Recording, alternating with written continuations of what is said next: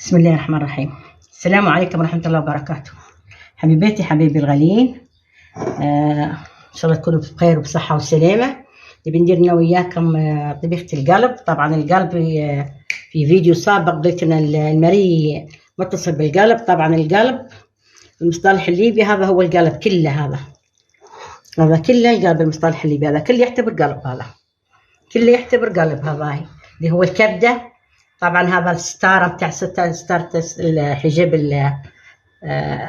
ستارة تقول الحجز شو يسموا فيه، هذا الحاجز، حجاب الحاجز. طبعا الرية. طبعا هذا القلب تونا شقيت القلب وغسلته. طبعا هذا القلب، هذه حبة القلب المصطلح الليبي، هذه اسمها حبة قلب. هذين الرواية. طبعا هذا المري يعني بتاعنا المري في هذه ما فيهاش، هذه المري هنا وهذه الكبدة. طبعا المري بتاعنا مش قاعد المري، حتى هذا مش قاعد هنا المري. لما انا قلت المري متصل بالقلب هذا هو معناها القلب. هذا القلب كله القلب اسمه. يعتبر في بعض المناطق يقولوا قلب، بعض المناطق يقولوا عليه فؤاد، بعض المناطق يقولوا عليه معلاق. طبعا المعلاق اللي هو الريه من غير كبده، المعلاق اللي هو هذا الريه من غير كبده ومن غير قلب. هذا هو القلب المصطلح الليبي، يعتبر كله قلب. هذا هي بالمري بالريه بحبه القلب. طبعا هذه يقول عليه حبه قلب، هذه حبه القلب اللي هو طبعا القلب انا شقيته هذا غسلته. هذه الكبده، هذا ستار الحاجبه، هذا يقولوا ستار الحاجب. طبعا هذا تو ندير طبخة انا وياكم، طبيخه انا وياكم، وان شاء الله تعجبكم وتابعوني لنهايه الفيديو. تنسوش اشتراك في القناه، تنسوش الاعجاب، تفعيل جرس التنبيه. بسم الله ما شاء الله تبارك الله. اللهم صل وسلم على سيدنا محمد على اله وصحبه اجمعين. ما شاء الله تبارك الله ولا قوه الا بالله العلي العظيم. هذه الكبيده، هذه تو نقصوا الكبيده. هاي طبعا هذه احنا نقول البسم ولا الطحال. طبعا مانيش حاطه في الطبيخه بتاعي، مانيش حاطه الطحال. ما شاء الله تبارك الله، والصلاه والسلام على سيدنا محمد على اله وصحبه اجمعين.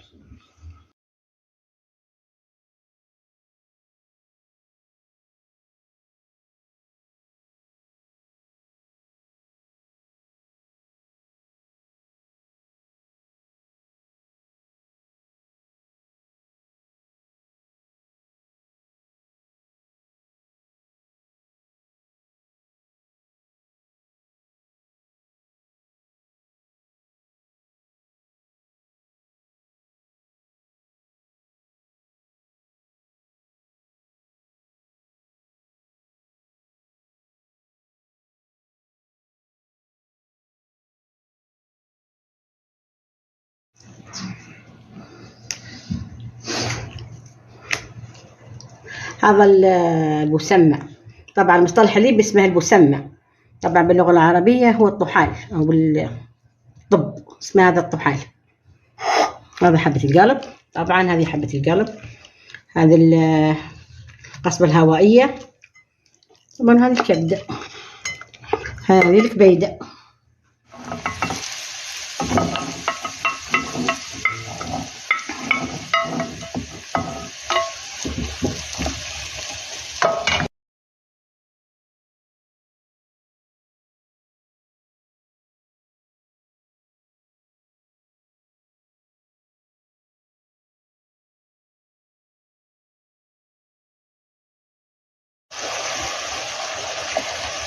هذا الفلفل حطيته صح، الفلفل يعني المفروض يكون مقصص. الفلفل المفروض يكون مثل ما فرم الفلفل، لكن عشان عندي احفاد صغيرين ما ياكلوش الحار حطيته صح الفلفل.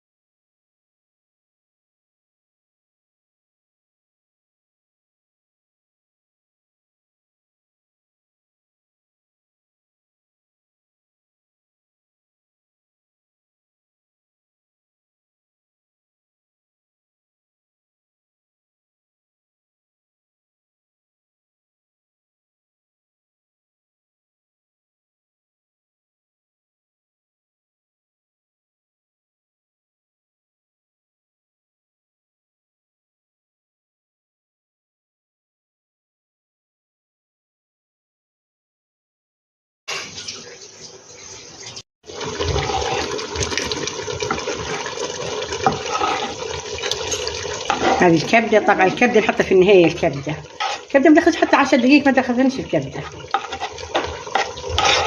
10 دقيقة أو أقل من 10 دقيقة ونطفي عليها.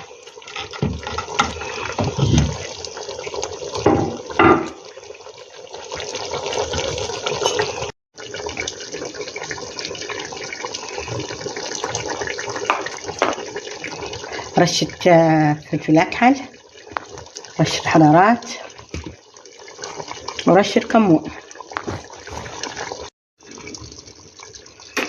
طبختنا جاهزة. طبعا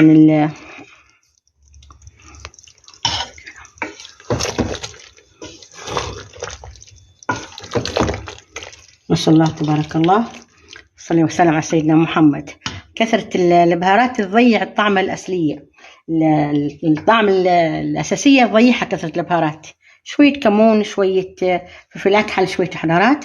هي طبختنا جاهزة، وتوا عاد نصبوها في صحن التقديم.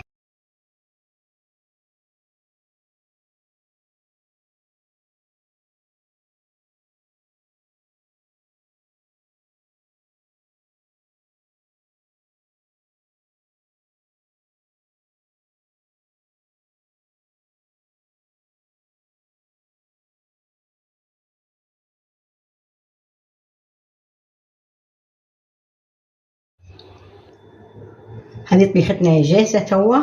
شالتنا لإعجابكم. صحتين و10 عافية عليكم. تنسوش الاشتراك في القناة، متنسوش تفعيل جرس التنبيه والإعجاب. إن شاء الله ديما على الخير ملتمين، وإن شاء الله يا ربي إن شاء الله فرحانين، وإن شاء الله زايدين ما كم ناقصين يا رب العالمين.